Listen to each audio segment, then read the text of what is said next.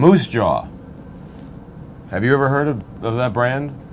I didn't hear of that brand. That was until about, I don't know, 3 weeks ago when I saw my cousin and he had a t-shirt that said Moose Jaw on it. And I said, what's that? I never heard of that brand. He said, of course you haven't heard about it because you're not cool. And whether that's true or not, it doesn't really matter. But it got me curious. So I reached out to Moose Jaw and did a little research on it. And the question is, how is it that my cousin hears about this brand and he sees someone in an airport and they're both wearing it and they're like, they nod to one another. How does that happen? They don't advertise. How does that come about? So it got me curious. So I reached out to the company and had a chance to meet up with the creative director of the business.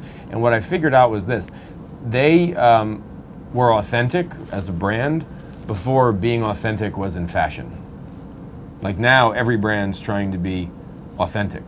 I don't know what that means, because when I was a brand manager, when I was a brand manager on Advil, right, big brand, we literally took 6 months and focus groups. And then we went to focus groups, and then we took all that information, then we went to quantitative, and then we did more research, and then we produced 5 different animatic 30-second spots, of animated ones. And then we pumped them into consumers' homes, right?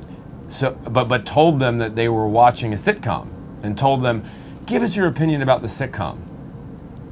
We didn't care about the sitcom. We asked them at the end, yeah, do you remember the sitcom? This was a test thing. But what we really cared about, what did you think of the ads? 6 months to find out what to say to someone in 30 seconds.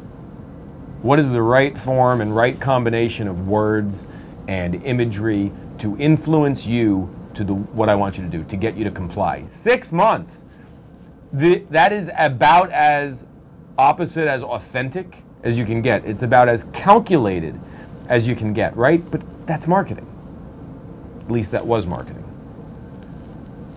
Authenticity is not that. So I guess the way that you get your cousin,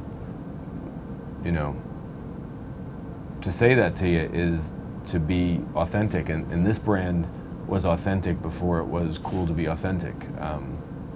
So Success Leaves Clues, not only here, but also interesting book, Chasing Cool.